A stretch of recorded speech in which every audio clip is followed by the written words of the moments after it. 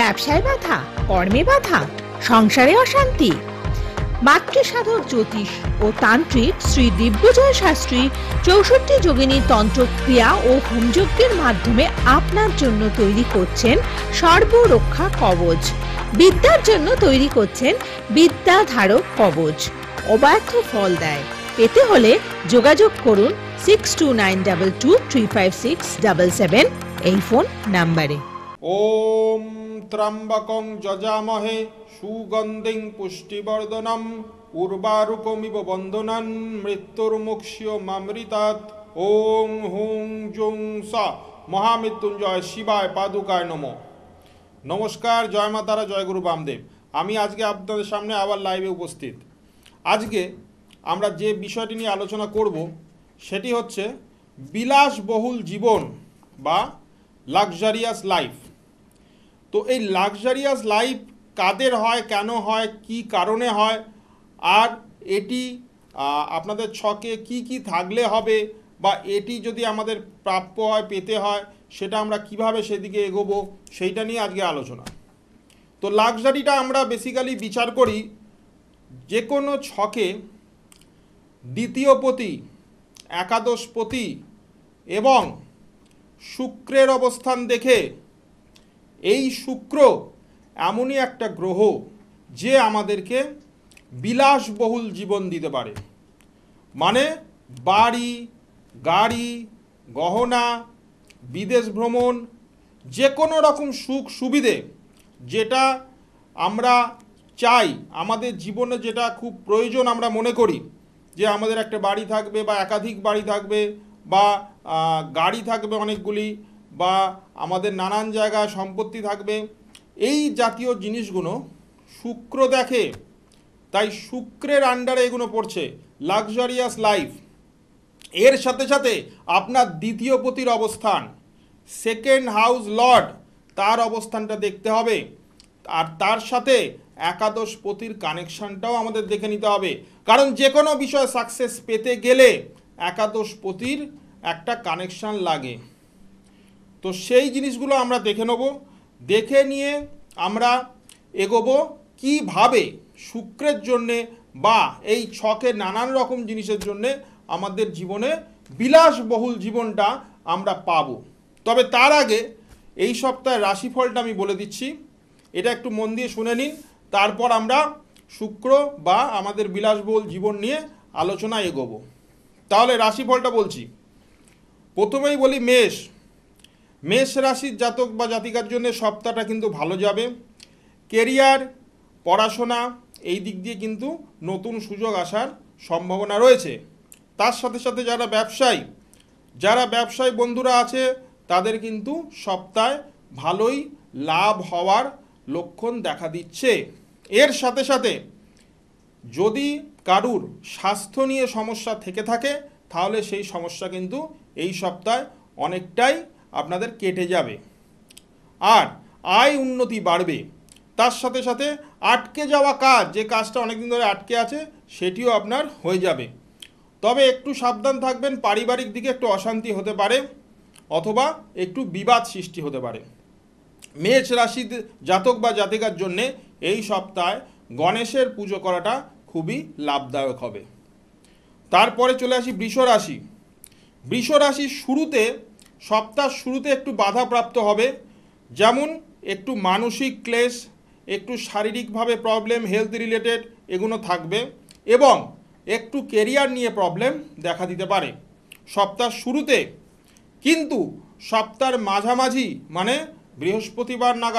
বৃহস্পতিবার বা শুক্রবার থেকে সপ্তাহটা কিন্তু ভালো চলবে, এবং এই সপ্তাহের লাস্টের দিকে, শেষের দিকে আপনাদের কিন্তু একটু অর্থ প্রাপ্তির যোগ দেখা দিচ্ছে, এবং যে কোনো বড় কাজের সুযোগ আসার সম্ভাবনা রয়েছে সপ্তাহের শেষের দিকে।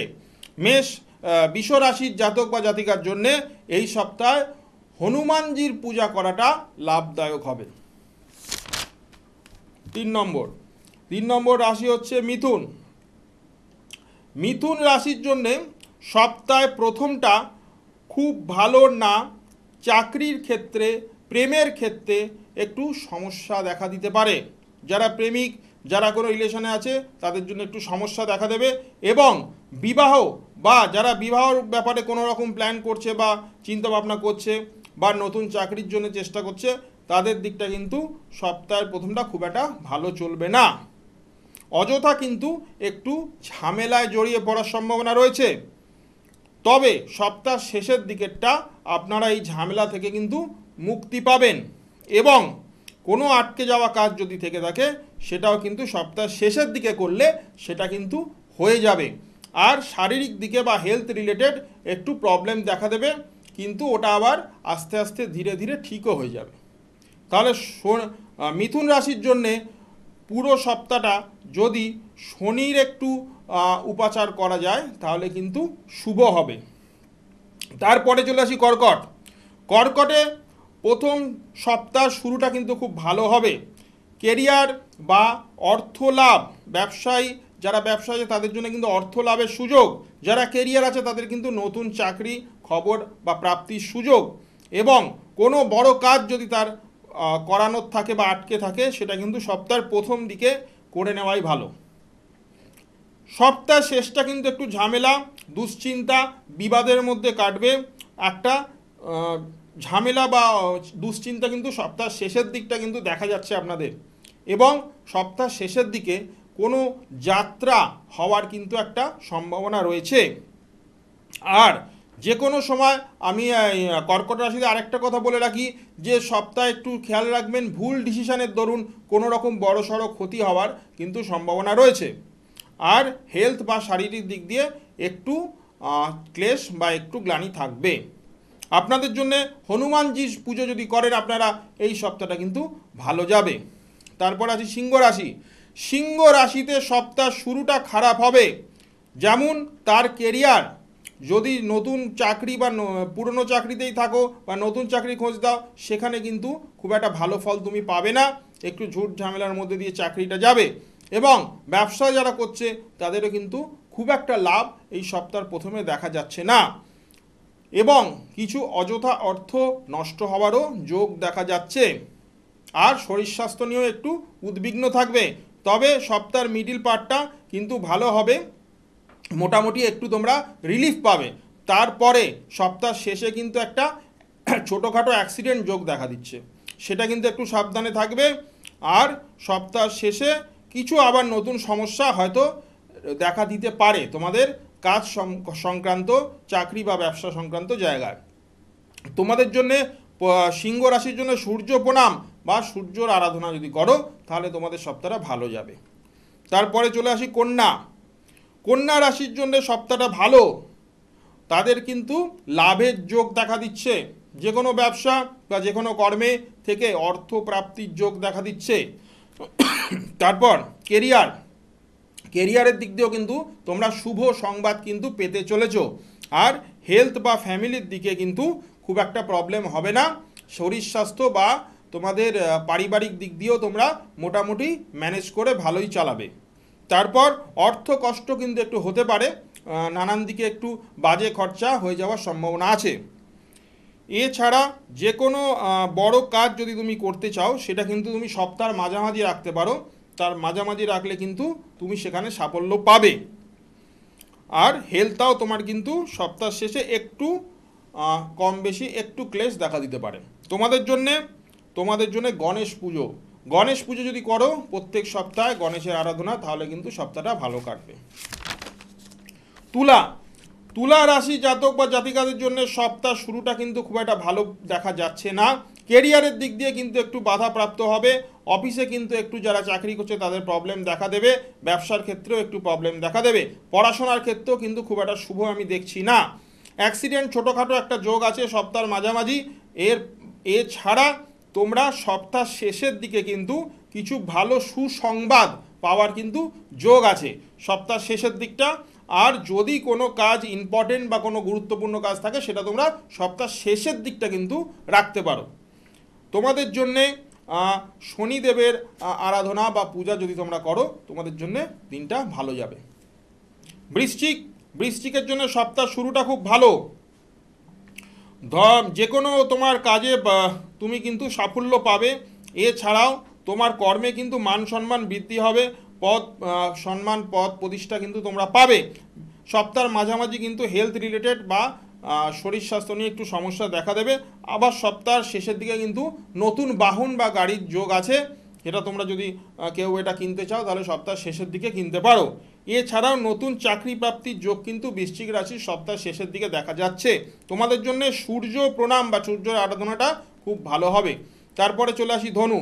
ধনুতে কেরিয়ার এবং তোমাদের জীবনে এখন যা সময়টা চলছে এই সময়টাই কন্টিনিউ করবে, একটি ভালো সময় চলছে তোমাদের, এই সময়টাই তোমরা এই সপ্তাহটা পুরোটাই পাবে। এছাড়াও তোমাদের নতুন কিছু ব্যবসার সুযোগ বা কাজের সুযোগ আসবে এবং নতুন অর্থ প্রাপ্তির যোগ কিন্তু দেখা যাচ্ছে, মানে আকস্মিক অর্থ প্রাপ্তির যোগ। এছাড়াও তোমাদের খরচ কিন্তু একটু বাড়তে পারে, শরীর স্বাস্থ্য নিয়ে কিন্তু অতটা টেনশন করার কিছু থাকবে না। ফ্যামিলির দিক দিয়ে কিন্তু একটু ছোটোখাটো ঝুট ঝামেলায় তোমরা পড়তে পারো, তবে ছোটোখাটো একটু চোট আঘাত লাগারও সম্ভাবনা আছে। তোমাদের জন্যে গণেশ পুজো যদি তোমরা করো তাহলে তোমাদের জন্য খুব লাভদায়ক হবে। চলে আসি মকরে। মকরের সপ্তাহ শুরুটা মোটামুটি হবে, কাজের চাপ ও মানসিক চাপ কিন্তু থাকবে। তারপর সপ্তাহের মাঝামাঝি থেকে তোমরা কিন্তু একটু ভালো সময় পাবে। তারপর সপ্তাহের শেষের দিকটা কিন্তু তোমরা কোনো রকম শুভ সংবাদ পেতে পারো এবং তোমাদের শরীর স্বাস্থ্য বা তোমাদের কেরিয়ার নিয়ে যে একটা তোমাদের চিন্তা ছিল সেই চিন্তাটা কিন্তু সপ্তাহ শেষে দূর হবে। তোমাদের জন্য শনিদেবের পুজো করা বা শনিদেবের উপাসনা করাটা লাভদায়ক হবে। চলে আসি কুম্ভ। কুম্ভতে সপ্তাহ শুরুটা কাজের চাপ থাকবে এবং মানসিক চাপও থাকবে, তার সাথে শারীরিক কিছু প্রবলেম বা হেলথ রিলেটেড প্রবলেম দেখা দেবে। যদি কোনো জরুরি কাজ করার থাকে তাহলে সেটা এই সপ্তাহে করে নেওয়াই ভালো। আর আরেকটা বলছি, তোমাদের বিদেশ থেকে কোনো রকম খবর আসার সম্ভাবনা আছে। আর হাজব্যান্ড ওয়াইফ বা দুজন প্রেমিক প্রেমিকার মধ্যে কিন্তু একটু ঝামেলার সৃষ্টি হবে। পড়াশোনার দিকে খুব একটা শুভ আমি পাচ্ছি না, তবে শেষ ভাগে একটু তোমরা অর্থ কষ্টর হাত থেকে কিন্তু মুক্তি পাবে সপ্তাহের শেষ ভাগটা। তোমাদের জন্য হনুমানজির পুজো বা উপাসনা করাটা খুব লাভদায়ক। তারপর চলে আসি শেষ রাশি মীন রাশিতে। সপ্তাহ শুরুটা ভালো, নতুন কাজের সুযোগ আসবে, ব্যবসায় নতুন কিছু ধন প্রাপ্তির সুযোগ এবং ব্যবসায়ীদের জন্য এই সপ্তাহটা খুবই শুভ। সপ্তাহের মাঝামাঝি তোমরা কিন্তু নানান রকম হেলথ রিলেটেড বা শারীরিক প্রবলেমে ভুগবে। তারপর সপ্তাহের লাস্ট দিকটা কিন্তু সেই শারীরিক প্রবলেমের হাত থেকে আবার মুক্তিও পাবে। ধার্মিক কোনো অনুষ্ঠানে তোমরা যোগ দিতে পারো এবং তোমাদের কোনো রকম ভালো কোনো লাভ জাতীয় কিছু মানে খবর যেটা তোমার থেকে যেখানে অর্থপ্রাপ্তি আসবে বা লটারি এই ধরনের জিনিস কিন্তু তোমাদের কিন্তু এই সপ্তাহ শেষের দিকে পাওয়ার একটা যোগ আছে। তোমাদের জন্যে গণেশ পুজো এবং তারা মায়ের পুজো করাটা খুবই লাভদায়ক হবে। তাহলে এই হচ্ছে সপ্তাহের রাশিফল। আবার পরের সপ্তাহে আমি কিন্তু রবিবার বা সোমবার চেষ্টা করব পরের সপ্তাহের রাশিফলটা বলার। আর প্রত্যেক দিন 3:30 সময় আমার এই অনুষ্ঠান হয়, আর বৃহস্পতিবার 5টায় বিকেল আমি লাইভে থাকি। এছাড়াও সামনে শনিবার 30শে নভেম্বর অমাবস্যা যোগে আমি তারাপীঠে উপস্থিত থাকব, কিছু বিশেষ কাজ করব 64 যোগিনী ক্রিয়ার মাধ্যমে। এই 64 যোগিনীর মধ্যে দশমহাবিদ্যা এবং মা চামুণ্ডা বা মা দুর্গার শক্তিও থাকবে। একটু ধরো ফোনটা। তোমরা যারা যারা আমার সাথে যোগাযোগ করতে ইচ্ছুক এই 64 যোগিনী ক্রিয়া করার জন্য তারা কিন্তু আমার সাথে যোগাযোগ করতে পারো 30শে নভেম্বরের আগে, কারণ যোগিনীর শক্তি পূর্ণ ফল প্রাপ্তি, যে কোনো কাজই হোক 100% রেজাল্ট তোমরা পাবে। জয় মাতারা, কে আছো? হ্যালো, নমস্কার দাদা। হ্যাঁ নমস্কার, বলো। আমি আসানসোল থেকে বলছি, আমার ছেলের সম্বন্ধে জানতে চাই। ছেলের নাম বলো। আয়ুষ চক্রবর্তী। হ্যাঁ, আয়ুষ চক্রবর্তী। আয়ুষ। হ্যাঁ হ্যাঁ। আয়ুষ চক্রবর্তী। আয়ুষ চক্রবর্তীর ডেট অফ বার্থ কি? 2013 5th মে। 2013 5th মে। হ্যাঁ। 2013 5th মে।